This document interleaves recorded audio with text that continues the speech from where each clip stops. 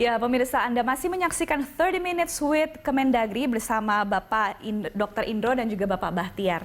Oke, mungkin saya akan ke Bapak Indro lagi. Pak, bisa jelaskan secara lebih rinci lagi nggak mengenai sifat-sifat COVID-19 dan kenapa dia bisa begitu cepat menular gitu? Apa yang kira-kira disuka dan tidak disukai oleh virus ini? Oke, kita akan kembali lagi ke sifat virus di mana dia ada di dalam tubuh dan juga di luar tubuh. Di luar tubuh, hampir semua kuman, bukan hanya virus, dia akan lebih bisa bertahan hidup di tempat dengan 3 syarat. Basah, gelap, dan dingin. Oh, suka dia itu ya? Iya, jika kita ingin mengurangi daya tahan hidupnya, kita hindari basah. Bikin tempat itu, cari tempat yang hangat, atau kemudian cari tempat yang kering dan cari tempat yang terang. Di 3 tempat itu, semua kuman akan sulit bertahan hidup. Itu yang di luar tubuh. Kalau kita mau menghancurkan lagi supaya dia lebih sedikit lagi, kita bersihkan pakai desinfektan. Cuci tangan, sering bersih, sering ngepel lantai. Itu akan sangat-sangat membantu untuk mengurangi paparan virus di luar tubuh. Sementara yang di dalam tubuh, virus hanya bisa diatasi dengan antibodi.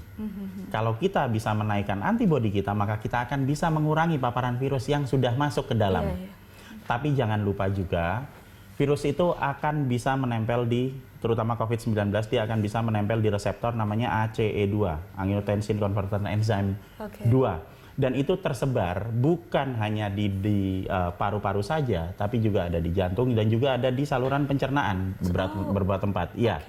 Itu sebabnya pada beberapa manusia, gejala yang tampak bukan hanya gejala gangguan pernapasan, bukan hanya batuk, kemudian pilek, kemudian demam, ada juga yang diare. Oh, ada juga nih, karena ada beberapa yang diare, ya? Karena dia juga punya reseptor di saluran pencernaan. Nah, kalau ditanya sekarang gejala awal seperti apa, ya seperti tadi, tapi itu hanya berlangsung selama 1 sampai 6 hari. Di hari ke-7, jika kita bisa menaikkan antibodi kita, maka gejala-gejala itu nanti akan berangsur-angsur hilang. Nah, sekarang yang jadi masalah adalah yang kita sebut dengan kelompok beresiko tinggi. Orang-orang yang berusia lanjut, yang dengan komplikasi penyakit, kemudian yang dengan gangguan pernafasan, ataupun dengan gangguan hati atau ginjal.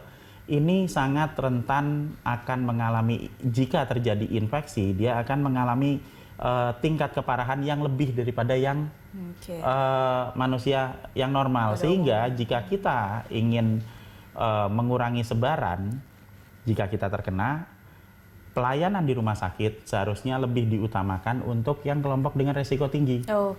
Sementara jika kita yang terkena, akan lebih baik jika kita lakukan isolasi diri sendiri, self-isolation di rumah. Dengan cara apa? Dengan cara meningkatkan konsumsi vitamin, dengan cara menjaga kebersihan. Supaya nanti kita bisa menyembuhkan. Dan kalau kita sudah pernah kena sekarang, kemudian kita sembuh dalam waktu 14 hari, dan pada saat kita keluar, apakah kita bisa kena lagi? Kita akan kena lagi, karena virus itu sudah nyebar. Tapi antibodi kita tidak akan keluar seperti yang awal tadi, perlu 7 hari. 2 hari udah keluar. 24 jam mungkin sudah keluar, sekarang kena besok kebal. Karena sudah direkam sel memorinya. Betul sekali, itu sebabnya yang sudah pernah kena, begitu pada saat ada wabah seperti sekarang, dia akan lebih aman. Jadi tidak perlu panik, yang paling penting adalah pelayanan rumah sakit diutamakan untuk kelompok resiko tinggi, sementara kita bisa melakukan isolasi mandiri. Bagi yang merasa badannya masih lebih sehat begitu ya Pak ya, dan lebih muda juga ya biasanya. Nah, jika ada yang mengalami gejala COVID-19 Pak, sebenarnya apa yang seharusnya kita lakukan? Apakah memang harus langsung pergi ke rumah sakit rujukan, atau lebih baik seperti Bapak tadi, kalau misalnya kita masih merasa cukup sehat, lebih baik isolasi di rumah atau bagaimana? Ya, jadi jika misalnya kita sudah terkena dengan kita memiliki gejala-gejala seperti di atas tadi, hal yang paling utama yang bisa kita lakukan adalah lebih baik kalau kita melakukan self-isolation dulu. Self-isolation. Kenapa? Karena jika kita semua berbondong-bondong ke rumah sakit, maka rumah sakit itu tempatnya sangat terbatas. Dan juga dokter yang merawatnya juga tidak akan bisa menangani semuanya. Nah, dengan kita melakukan self-isolation, kemudian kita melakukan isolasi dan juga meningkatkan sistem kekebalan kita di dalam rumah, kita akan banyak membantu para petugas kesehatan yang sekarang juga sedang berjuang di garis depan untuk melawan virusnya. Jadi kita tidak hanya memberikan kesempatan untuk orang-orang yang lebih perlu perawatan buat yang tadi kelompok resiko tinggi, tapi kita juga akan membantu para petugas kesehatan yang ada di lapangan. Betul, karena sudah cukup banyak juga ya Pak. Betul, dan dengan melakukan self-isolation, kita akan mengurangi paparan. Kenapa? Karena kita kan nggak kelayapan kemana-mana. Ya, nggak bersosialisasi lah gitu ya. Nggak nyebarkan, karena itu kan kesebarnya kan lewat dua hal. Lewat droplets ya, dan yang kedua lewat kontak fisik. Kontak fisik itu kalau misalnya ada lendir terus kita lap terus kemudian berjabatan tangan, nah itu dengan melakukan self isolation kita akan sangat banyak membantu dan juga akan sangat membantu pengurangan transmisi virus yang ada di Indonesia. Oke, baik. Nah, ini mungkin menjelang akhir segmen ini saya mau nanya juga sekaligus juga sama Pak Bahtiar. Kira-kira kita semua nih, kami sebagai masyarakat dan juga pemerintah, apa yang bisa sama-sama kita lakukan untuk mencegah penyebaran virus COVID-19 ini? Itu tadi, kita mengibaratkan situasi ini seluruh dunia, kita sedang menghadapi sebuah perang. Perang melawan satu musuh bersama, namanya virus. Nah, untuk melawan musuh ini dengan baik harus kenal si lawan kita ini siapa. Nah, tadi Pak Dr. Indra sudah jelaskan si virus ini siapa dan bagaimana dia. Nah, oleh karenanya kebijakan publik pun harus diarahkan untuk ke sana. Nah, hari ini apa yang harus kita lakukan sebagai masyarakat? Yang ikuti instruksi-instruksi. Instruksi yang sudah disampaikan oleh Presiden, oleh gugus tugas, oleh pemerintah daerah, ikuti instruksi itu. Termasuk bagaimana Anda berdiam di rumah. Gitu, merawat di rumah. Tetapi bukan hanya sekedar berdiam di rumah. Berdiam di rumah juga tetap membersihkan rumah dan lingkungan. Nah, ada cara mematikan virus yang disiapkan oleh alam. Nah, itu sinar matahari, sinar ultraviolet jam 10 itu. Itu yang berjemur ya Pak ya? Yang murah dan bisa didapatkan di seluruh Indonesia yang ada. Yang kedua, bagaimana yang sudah terlanjur misalnya supaya misalnya imun tubuh kita meningkat. Tadi Pak Indra sudah menyampaikan, kita banyak makan minum vitamin.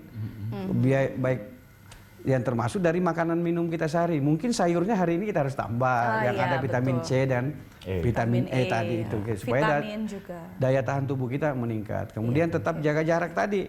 Social distancing. Iya, harus kita lakukan. Saya kira ikuti segala instruksi-instruksi karena ini sudah masalah internasional, masalah seluruh dunia.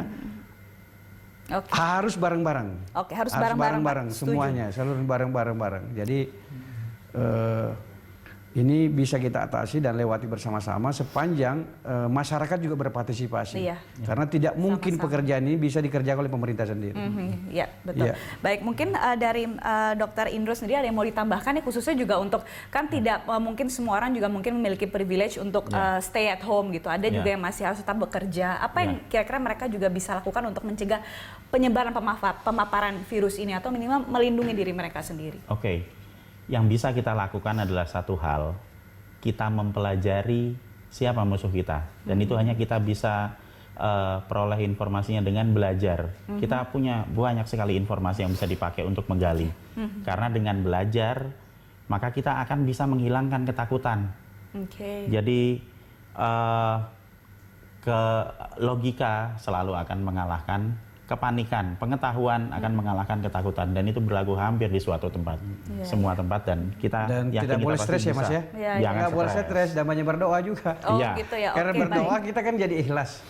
Makanya kita lebih tenang. Betul. Berarti yang harus kita lakukan Pak, selain kalau bisa bekerja, belajar, dan berdoa, beribadah dari rumah, apa kira-kira yang kita harus lakukan nih kira-kira kalau misalnya ke luar rumah, memakai masker, kemudian rajin mencuci tangan begitu. Kira-kira apa saja nih yang bisa kita terus ingatkan kepada sesama untuk terus-menerus dilakukan gitu. Jadi pada saat kita keluar rumah, berarti kita membiarkan diri kita terpapar oleh virus. Nah, jika kita sudah memiliki sistem imun yang baik, yang sudah kita persiapkan, maka insya Allah itu tidak akan berpengaruh terlalu besar. Tapi pada saat kita pulang, kita akan punya kemungkinan membawa virus ini ke rumah. Berarti apa yang harus dilakukan? Langsung secepatnya baju, celana masukin mesin cuci, dicuci, kemudian kita mandi. Termasuk itu salah satu yang sering dilakukan di setiap lab-lab itu, saya melakukan itu. Pulang, cuci baju, mandi. Dan juga Dokter Saatnya Indro. bersih-bersih. Betul, saatnya kita bersih-bersih dan sehat bersama-sama. Terima kasih banyak sudah hadir hari ini di studio. Sehat selalu ya Pak ya. Ya, Terima kasih. bersatu melawan corona. Iya, kita bersatu melawan corona. Mantap. Ya baik, pemirsa, demikian 30 Minutes with Kemendagri. Atas nama seluruh kerabat kerja yang bertugas, saya Bella Fauzi undur diri. Sampai jumpa, sehat selalu.